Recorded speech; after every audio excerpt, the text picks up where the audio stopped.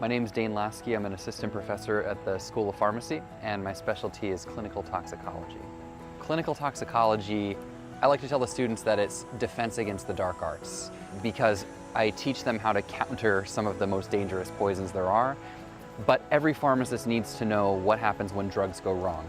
Every pharmacist is going to encounter a little kid who picks up a pill that's meant for somebody who weighs 10 times as much as them, or every single day, husbands and wives accidentally swap pill bottles and take each other's medicines. So what do you do in that situation? What are the dangers? And how do you counter that? That's kind of what I do. For me, pharmacists can go and work in a pharmacy after they graduate, or they can do additional training. So I took the red pill, I like to say, did a residency and a fellowship in toxicology, and then looking for jobs afterwards, I found St. Joe's, who just was a great fit for the things that I wanted to do in my career, and found myself here. The great fit here at St. Joe's was because they offered so much freedom and flexibility for me to practice the way that I am trained to practice and bring those skills and those experiences into the classroom for the students.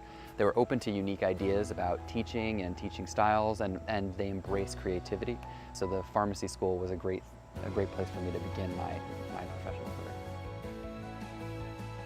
The beauty of the pharmacy school is they gave me a scaffold of what they needed, what we needed to accomplish, and then the way by which we get to those goals was left up to me. And not just to me, but to all the faculty at the School of Pharmacy. So if you go to the school, you'll find a lot of creative methods. You'll find things that you don't see in other pharmacy schools. We spend about 50% of our classroom time doing active learning activities with the students where they work collaboratively, doing things that I didn't have the opportunity to do in my training. So it was really kind of a unique place to get a start. A lot of students are taught, as we've heard earlier today, about toxicology by researchers, people who look at toxicity in cell lines or maybe in animals. But a clinical toxicologist is somebody who treats human beings who were exposed to either too much of a therapeutic medication or a poison that they may have found in nature or at home in their cabinet. And that was an experience that there are not too many of us out there, and it's something that I am hoping to be able to bring to my students and give them the advantage that I never had. The overall purpose of the garden is to kind of bridge this gap, in that a lot of people have this idea that on one hand you have pharmaceutical drugs, on the other hand you have natural remedies, and that these are two separate things that are incompatible with one another. But in fact, 2/3 of our modern medicines that we use in Western medicine today at least have their roots in nature. And the purpose of the garden is to show the roots or the origins of many of our modern medications that you can find in your medicine cabinet. What we're growing here are sources of modern drugs, and we have some natural remedies that don't have modern drugs as well that come from them. But we're trying to demonstrate the power of nature and the power of plants. And along with that comes some toxicity, because if something is powerful enough to heal you, it's also powerful enough to harm you. And because of that, we have to educate about what makes a medicine versus a poison. And in fact, in many cases, they're the same thing. By their nature, cancer treatments are all toxic. But think about any substance you want, even water, right? Probably the least toxic substance we can think of. If you drink enough water, you're going to have a problem. And in fact, it could be potentially life-threatening. So everything can potentially be dangerous at the right or the wrong dose. And pharmacists are well versed in what an appropriate dose is and what an inappropriate dose is. And part of the purpose of the garden is to help educate our students about that and educate members of the public about that. What you're going to find here at our pharmacy school is a culture unlike I've seen at any other pharmacy program that I have had the chance to attend. And one of the things that we pride ourselves on is our culture of collegiality, our culture of collaboration with one another. If you walk down the hall in the faculty hallway in our pharmacy program, what you're going to find are people with all different specialties mixed in together, as opposed to other programs where I've seen that the different specialties are separated by different hallways or even different stories or even different buildings. So we all work together to achieve the same goal. I'm somebody who dives headfirst into everything I do, and I dive into a lot of things, but this garden has been particularly special for me in that it's allowed me to interact with people that I otherwise would not have ever spoken with. I find a lot of people come down to the garden because they're looking to learn something, they're looking to reaffirm something they already believe is true, and it can be fun sometimes to either shake that up or to learn new things myself, which is happening all the time down here. So for me, studying the power of plants, the power of how substances affect the human body, and particularly when things go wrong, how to correct that course, that's where my passion lies. Every pharmacy student in their final year of pharmacy school spends about a year out in practice. We have to get a certain number of hours practicing in a community and in a hospital and in all sorts of different pharmacy settings. And for me, my month spent in the emergency department completely changed my perspective. I saw people who had overdosed accidentally on medications that they got over the counter, thinking if 1 is good, then 2 is better, and then maybe 10 is better than that, and they got themselves into trouble. And I thought, this was so easily preventable. Somebody should do something about this. And when I looked more into it, I found there is a career path for this, and I followed it and dove headfirst into it. The Department of Pharmacy is split into 2 departments. It's split into the practice faculty and the science faculty. Science faculty spend most of their days at the School of Pharmacy doing experiments in the laboratory. The practice faculty spend 4 days a week, and sometimes more, at our practice site actually practicing pharmacy. So I spend most of my days in the emergency department at Hartford Hospital treating patients coming in and with a focus on patients with some type of issue going on with medications. When I'm not there, I'm at the School of Pharmacy teaching in the classroom. I have several courses that I coordinate there. And the garden is spent evenings and weekends and some long days maintaining it.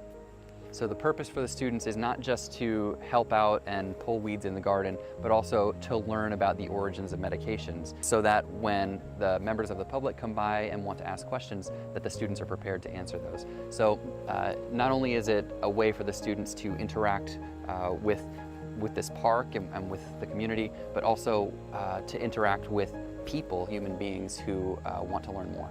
The garden was founded in 2014. And when we started, this area behind me used to be a parking lot. We had to hack through asphalt and gravel to create a bed here capable of growing plants. We trucked in soil, built the walls around it, and started with 12 plants, 12 humble species that we were able to show. Since then, we've expanded and now have 40 plants, different species, all of which have some medicinal properties. So in this garden, you'll find examples of notorious poisons, you'll find examples of crucial medications for treating patients, and you'll find examples of things that people believe does something that have no scientific evidence at all. And that's all part of the story that we like to tell. The ones right behind me, these are Echinacea. So these are one of the most commonly purchased herbal products in the pharmacy setting. A lot of people believe that they help with cough and cold.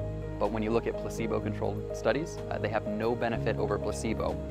Not to say that the placebo effect isn't worth pursuing, because placebo effect is real. So as long as the medications or these products are being used safely, we don't tend to intervene and stop people from using them, other than to provide education. There are other examples in here of crucial medications. So on the back of this bed behind me, there's a plant called an angel's trumpet. From angel's trumpets, we get 3 different modern medications, one of them being atropine. You can find atropine on every ambulance in the United States. It's a critical medication. If a person's heart rate is slowing down, it will be injected into them to speed their heart rate up. Many people are familiar with atropine because when you go to the eye doctor and they put a drop in your eye to dilate your pupil, that is a substance that comes from this plant. Scopolamine also comes from the plant. It's made into a patch that gets put behind the ear that people use for motion sickness. And another medication called hyoscyamine, which is used for diabetic patients who have gastrointestinal issues. So from this single plant, 3 different medications, 3 critical medications for practicing medicine, and all of them started here in nature. One area of medicine that is completely just teeming with natural products is chemotherapeutic agents. And there's a good reason for this. By nature, chemotherapy agents are very toxic. Their purpose is to kill cells, and if they're dosed correctly, they will not affect healthy cells and they will attack cells that are growing too quickly. So to identify a bioactive compound, there are clues that something is bioactive. One of these clues is toxicity. So if a plant is known to be toxic, it clues us in to say, this plant is different than the others because it's causing some effect in the body that the other plants aren't causing. Why does it cause that effect in the body? And when we can look more into it and discover what the toxicity is, oftentimes the first thought of treatment is maybe we can use this toxin to direct it as a chemotherapeutic agent. So some sources cite that as many as 70% of chemotherapy agents have their origins in nature, and we have several examples of those here in the garden. Examples of plants in here that were banned by the FDA after use for decades and even sometimes for centuries or millennia after they're found to have some dangerous property. So for example, ephedra I grow ephedra in this garden. From ephedra we get pseudoephedrine, which is bought over the counter as Sudafed. We get ephedrine. Up till the early 2000s, you could purchase this as an herbal supplement in the store to make a tea out of or to take as a capsule. After a variety of adverse events, the FDA said this is no longer safe to market and pulled it off the US market.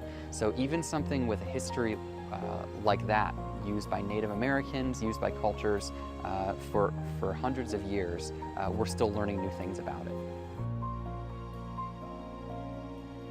So for anything, you have to weigh the potential benefits and the potential risks. So when something is found to be unsafe or be potentially unsafe, it's cause for concern. And especially in a market as unregulated as herbal products, people can get themselves into trouble very easily. So the benefits from the plant, for example, pseudoephedrine, you can get by going to the pharmacy and purchasing a tablet and measuring a dose very appropriately. If you were to make a tea of an unknown amount of pseudoephedrine, just put in a number of pills or just start mixing pharmacology into this tea, you could get yourself into trouble very easily. So there's a reason for the FDA to ban these things, and that's part of the education here as well.